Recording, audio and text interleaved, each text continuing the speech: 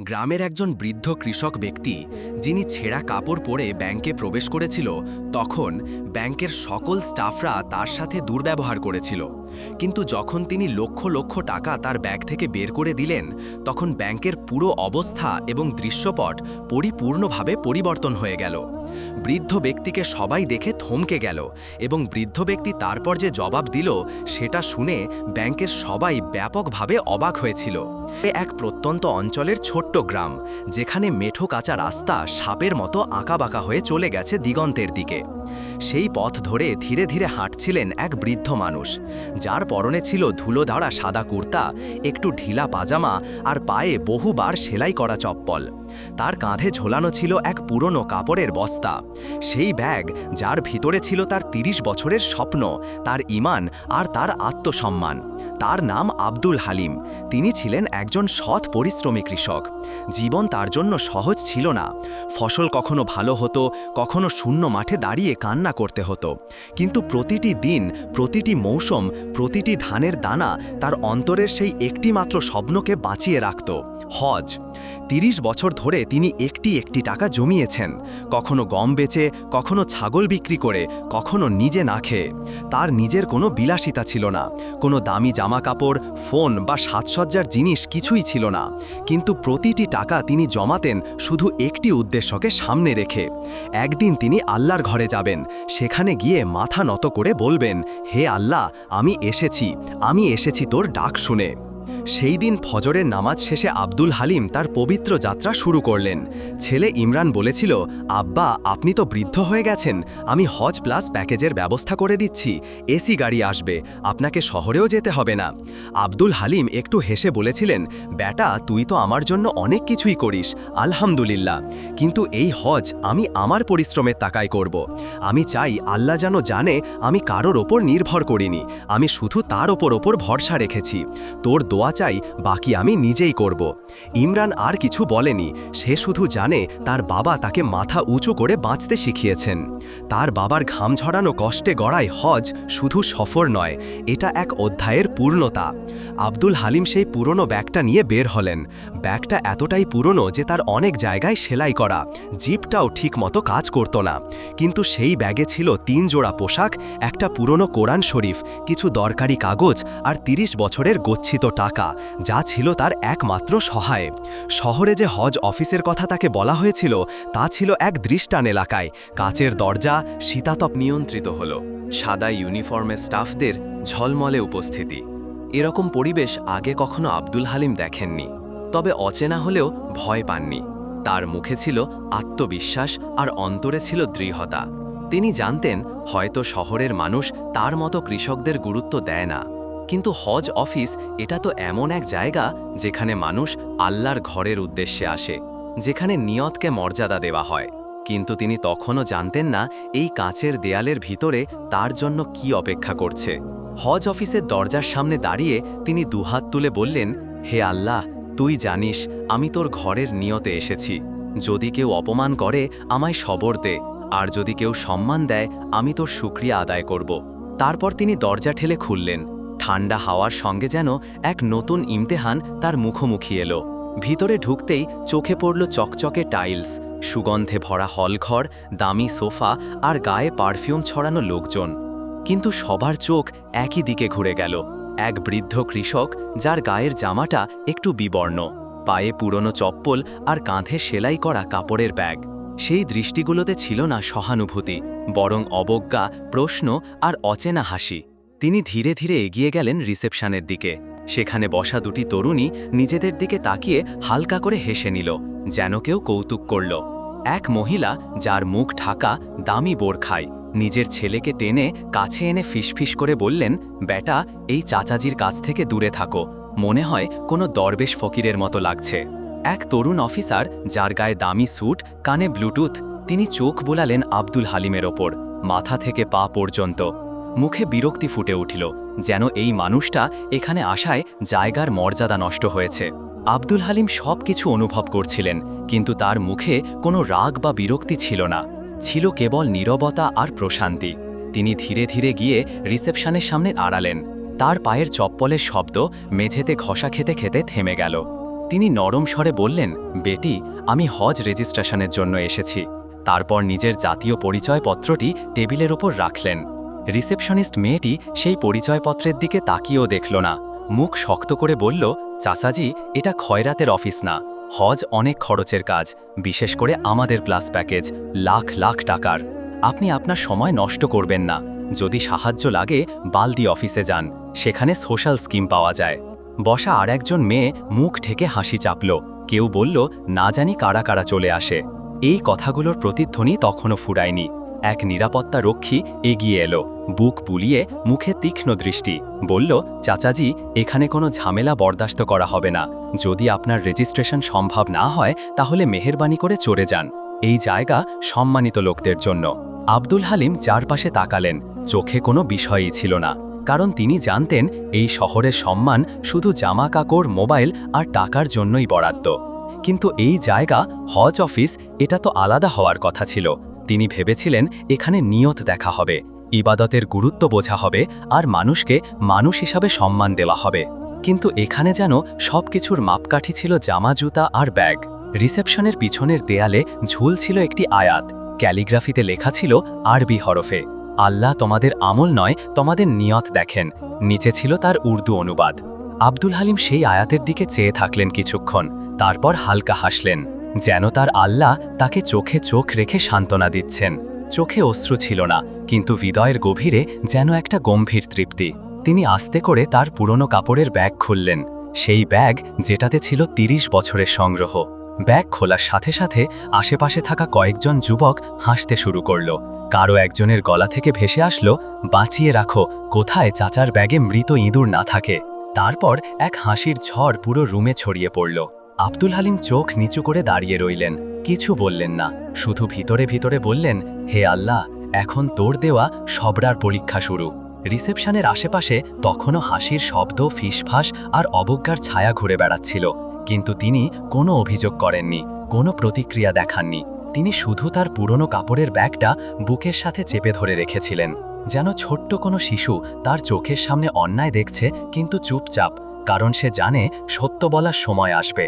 ঠিক তখনই সামনে এলেন এক চকচকে চুলে জেল লাগানো, দামি কোট পরা এক তরুণ অফিসার। কণ্ঠস্বর ছিল কোমল, কিন্তু সেই কোমলতায় ছিল কৃত্রিমতার গন্ধ। চাচাজি, হজের নিয়ত নিঃসন্দেহে পবিত্র, কিন্তু শুধু নিয়তে তো কিছু হয় না। এই স্বপ্নকে বাস্তবে রূপ দিতে টাকা লাগে। আমাদের হজ প্লাস প্যাকেজ অনেক খরচের। আপনার মতো মানুষ সাধারণত স্পন্সর খোঁজেন। দুঃখিত, আমাদের এখানে এরকম কোনো স্কিম নেই। এই কথার পরে রুমে আবার এক হাসির ঢেউ উঠল।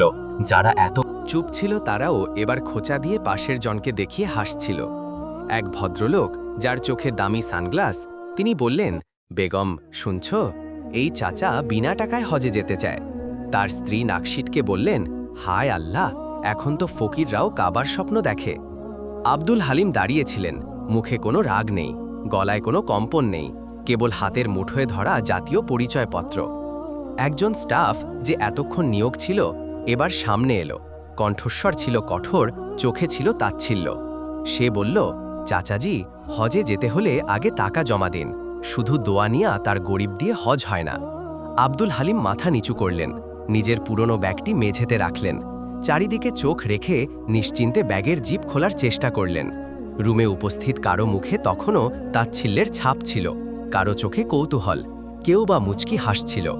একজন রিসেপশনিস্ট মুখে হাত দিয়ে হাসি চাপে বলল, দেখো, এখন মনে হয় কয়েন বা পুরনো ব্রাইস বন্ড বের করবে। নিরাপত্তা রক্ষীর দীর্ঘ ভঙ্গিতে বলল, চাচাজি, যদি ব্যাগে কিছু সন্দেহজনক জিনিস হয় তাহলে পুলিশ ডাকব। আব্দুল হালিম কোনো কিছুতেই কর্ণপাত করলেন না।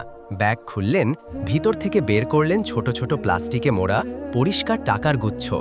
এক গুচ্ছ, দু গুচ্ছ, ৩, ৪, যেন ফর্সা কাগজে মোড়া সুশৃঙ্খল নোটির পর নোট।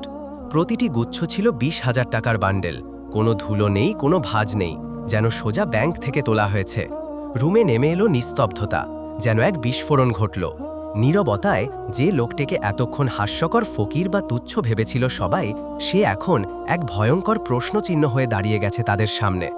রিসেপশনের মেয়েটি ভয় পেয়ে গ্লাস ফেলে দিল। তরুণ অফিসার, যার হাতে কফির কাপ, চোখ নামিয়ে ফেলল, গলার স্বর যেন কোথাও হারিয়ে গেল। আব্দুল হালিম টাকা কাউন্টারে রেখে বললেন, এই টাকা ৩০ বছরের কষ্টের ফসল। এক একটা দানা বিক্রি করে আমি জমিয়েছি। কৃষক আমি, ফকির না। আমার ছেলে সরকারি বড় কর্মকর্তা। কিন্তু এই হজ আমি আমার উপার্জনে করতে এসেছি।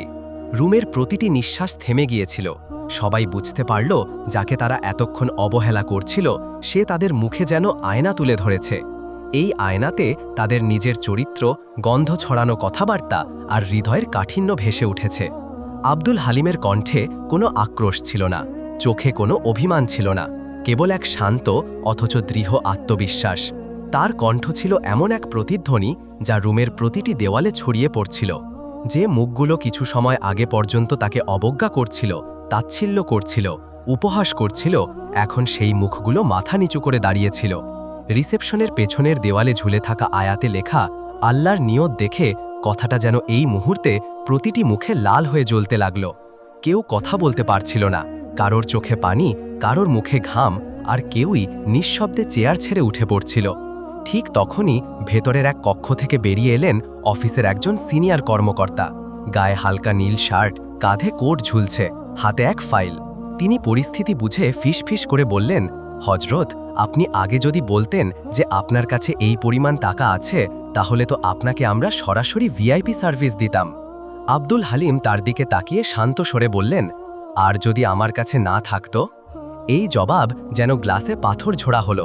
পুরো অফিসে আবার নিস্তব্ধতা, কেউ চোখ পুলতে সাহস করল না। আব্দুল হালিম ধীরে ধীরে বললেন, এই টাকা আমি দেখানোর জন্য আনিনি, হজ করার নিয়তে এনেছি। কিন্তু তোমরা আমার ব্যাগ, জামা আর হাঁটার ভঙ্গি দেখে ঠিক করে ফেলেছিলে আমি কে। তোমরা কি জানো না, আল্লাহর ঘরের রাস্তাটা হৃদয় থেকে শুরু হয়, ব্যাংক ব্যালেন্স থেকে নয়।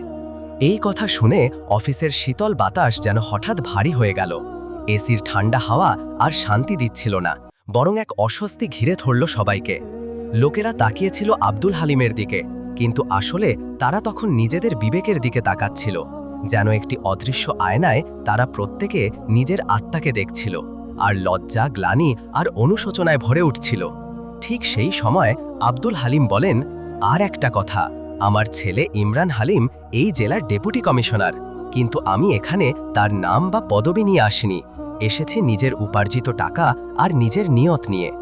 এই কথা শুনে যেন আকাশ ভেঙে পড়ল অফিসের কর্মচারীদের মাথার ওপর। যাকে তারা ফকির, গরিব, দরিদ্র ভেবে অবজ্ঞা করছিল, তিনি একজন জেলা প্রশাসকের বাবা। তার চেয়েও বড় কথা, একজন মর্যাদা সম্মানী মানুষ। তখন অফিসের এক কর্মচারী তাড়াহুড়া করে গুগলে ইমরান হালিম বন্ড। সঙ্গে সঙ্গে ভেসে উঠল সরকারি ওয়েবসাইট, খবরের লিঙ্ক, আরেক ভিডিও, যেখানে জেলা প্রশাসক ইমরান বলছেন, আমার বাবা একজন কৃষক, তিনি আমাকে আত্মসম্মান শিখিয়েছেন, খাঁটি জীবনযাপন করতে শিখিয়েছেন, আর সবচেয়ে বড় শিক্ষা, কারো সামনে হাত না পাততে শিখিয়েছেন। ভিডিওটা চলছে আর অফিসের রিসেপশনে বসে থাকা সেই মেয়েটির হাত থেকে ফাইল পড়ে গেল। পুরো রুমে তখন শুধু একটাই কথা ঘুরে বেড়াচ্ছিল, সে ফকির না, সে ডিসি সাহেবের বাবা। যে সিকিউরিটি গার্ড কিছুক্ষণ আগে তাকে ধাক্কা দিতে যাচ্ছিল, সে এখন ঘামতে ঘামতে চুপচাপ দাঁড়িয়ে। যে কর্মকর্তা তাকে তাচ্ছিল্য করছিল, সে ছুটি এসে বলল, চাচাজি, ক্ষমা করে দিন, আমরা জানতাম না আপনি কে, আমরা সবাই লজ্জিত।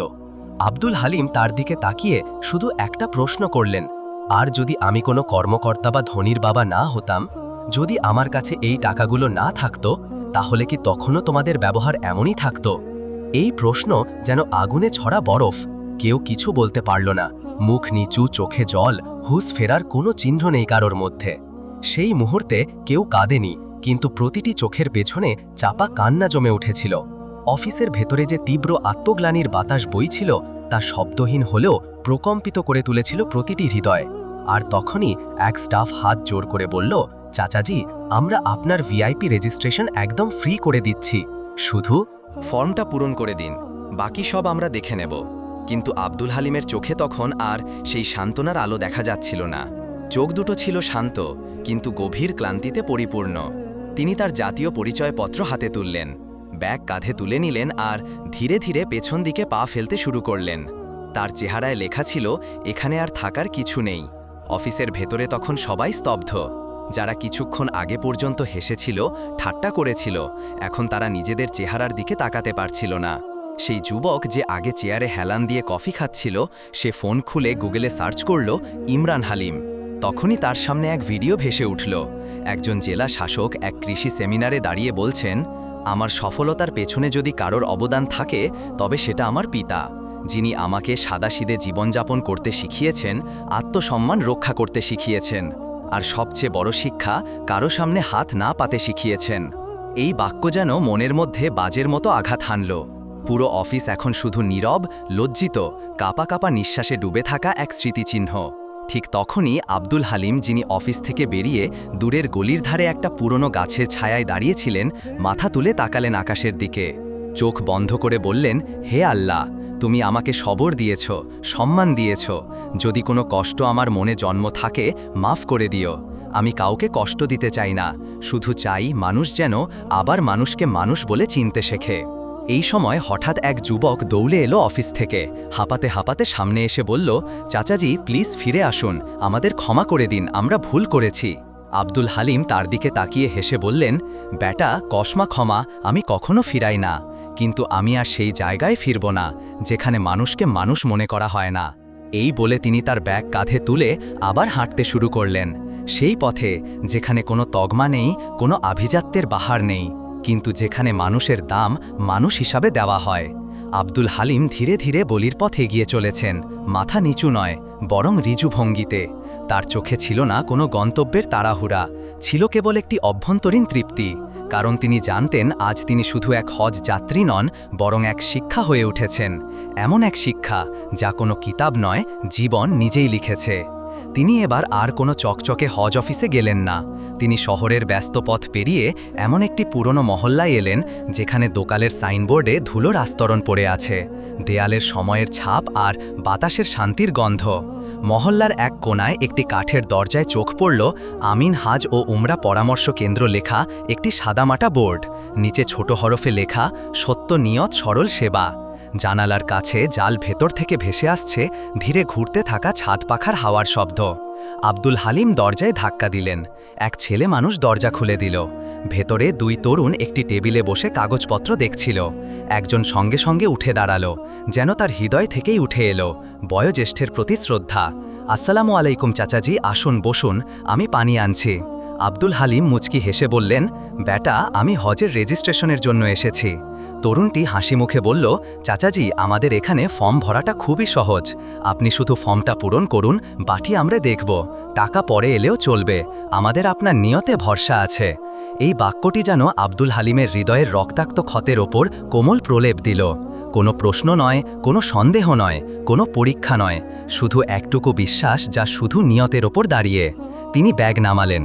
তখন ব্যাগের চেন খুলতে যাবেন, ছেলেটা বলল, না চাচাজি, আগে ফর্ম পূরণ করুন, পরে ব্যাগ খুলবেন, আপনি আমাদের জন্য আশীর্বাদ, আপনার উপস্থিতি আমাদের জন্য সম্মান।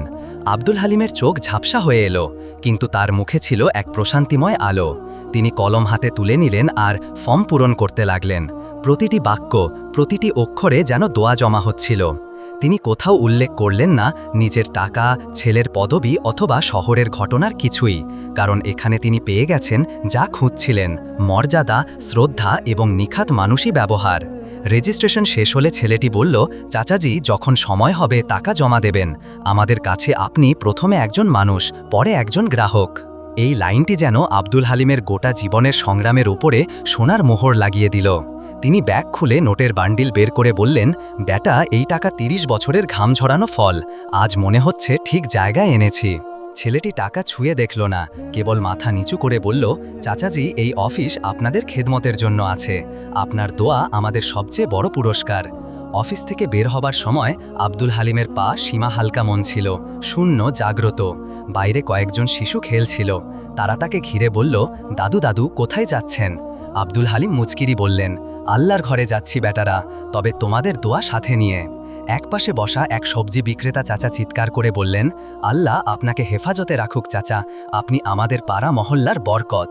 এটাই তো ছিল সেই সম্মান যাতে তিনি খুঁজছিলেন, পবিত্র নয়নের জল, সত্যিকারের দোয়া আর এমন মর্যাদা যা শুধু মানুষ হিসাবে জন্ম নেওয়ার কারণে অর্জন করা যায়।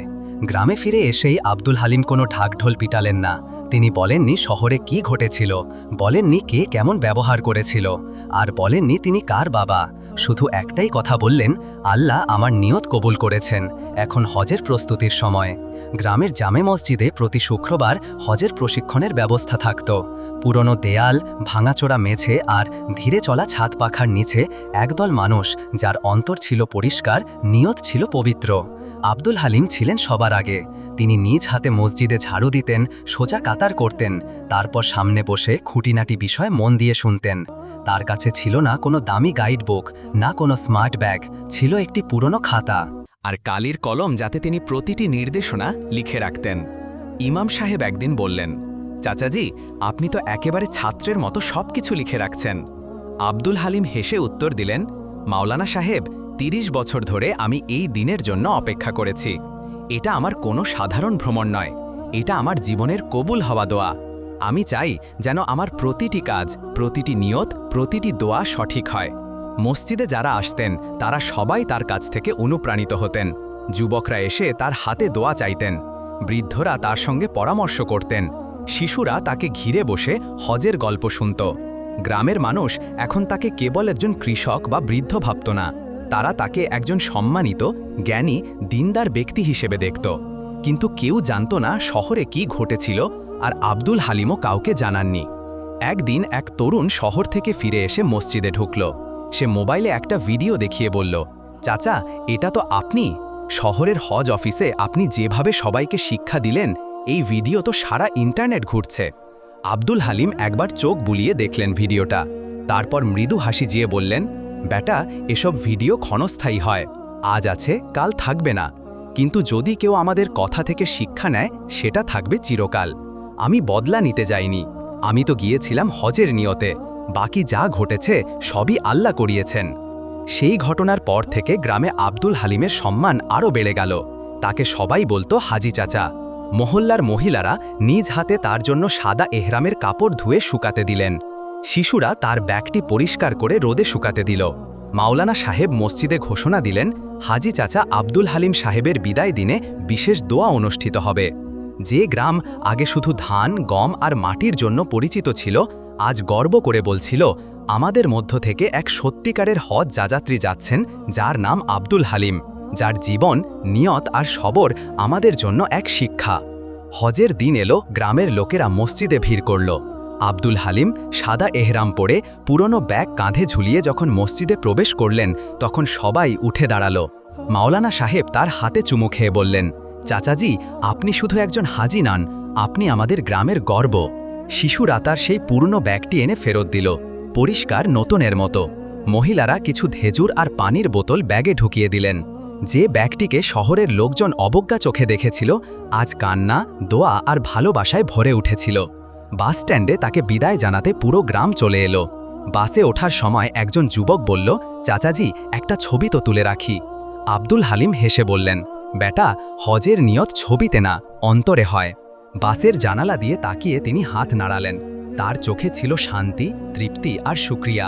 তিনি জানতেন আল্লাহ শুধু তাকে হজের জন্যই ডাকেননি, ডাকেছেন যেন এই যুগে হারিয়ে যাওয়া মানবতার আয়না হয়ে যান। আর সেই শহরের হজ অফিসটা তা এখন লজ্জার বিতর্কের কেন্দ্র। ভিডিও ভাইরাল হয়েছে, মিডিয়ার হেডলাইন, ডিসির বাবাকে অপমানিত লিবাস নয়, নিয়ত জরুরি। এক কৃষক সবার শিক্ষা হয়ে উঠলেন। অনেক স্টাফ বরখাস্ত হয়েছে। ম্যানেজার প্রেস কনফারেন্সে বলেছেন, এই ঘটনায় আমরা লজ্জিত। কিন্তু আব্দুল হালিম এসবের কোনো প্রতিক্রিয়া দেননি, না কোনো ক্ষমার অপেক্ষা, না কোনো খবরে খুশি। তার একমাত্র লক্ষ্য ছিল হজ, আল্লাহর ডাকে সাড়া দেওয়া। হজের প্রতিটি রুকুন তিনি আদায় করলেন শান্তিপূর্ণভাবে। কাবার সামনে দাঁড়িয়ে কান্না, আরাফার মাঠে আল্লাহর প্রশান্তি, মিনা মুজদালিফায় রাতের নির্জনতা। কাবার ছায়ায় বসে তিনি পানি পান করাচ্ছিলেন, শিশুদের সোজা করছিলেন, হাজিদের জুতো। সেই একই বিনয়, সেই একই হালিম রুহ। আর আরাফার দিনে যখন সব হাজি দোয়া করছিলেন, তিনি এক কোণায় বসে বললেন, হে আল্লাহ, যারা আমার মনে কষ্ট দিয়েছে তাদের মাফ করে দিও, আর যারা আমাকে বুঝেছে তাদের নিজের কাছে টেনে নিও। এই ইজ্জত তুমি দিয়েছ, আমি তা তোমার কাছেই ফিরিয়ে দিচ্ছি। হজ থেকে ফিরে আসার পর তার গ্রামে আবার উদযাপন। মানুষ তাকে জড়িয়ে ধরছে, চোখে পানি আর মুখে একটাই কথা, চাচাজি, আপনি শুধু হজ করে আসেননি, আপনি আমাদের মানুষের পথ চিনিয়ে এসেছেন। আর তার ছেলে ইমরান হালিম, যিনি এখনও সেই জেলার ডেপুটি কমিশনার, লিখলেন একটি সাদাসিধে পোস্ট, আমার বাবা কখনো কোনো চেয়ার দখল করেননি, তিনি কোনো অফিসার ছিলেন না, দামি স্যুট পরতেন না, কিন্তু তিনি আমাকে শিখিয়েছেন সম্মান জামা কাপড়ে নাই, নিয়তে। যদি কোনো ফকির দেখো, আগে হৃদয় দেখো, হয়তো সে আল্লাহর সবচেয়ে কাছের বান্দা। পোস্টের নিচে লেখা ছিল মাত্র একটি লাইন, হজ তারাই করেন যাদের আল্লাহ ডাকেন, মানুষ নয়। আজও আব্দুল হালিম পরেন সেই পুরনো কাপড়, সেই চপ্পল, কিন্তু তার নাম, তার জীবন, তার গল্প লক্ষ লক্ষ হৃদয়ে বেঁচে আছে এক আলো হয়ে, এক শিক্ষা হয়ে, যেন অন্ধকার সময়েও মানুষ আলোর পথ খুঁজে পায়। গল্পটি কেমন লাগলো তা অবশ্যই কমেন্ট করে জানাবেন।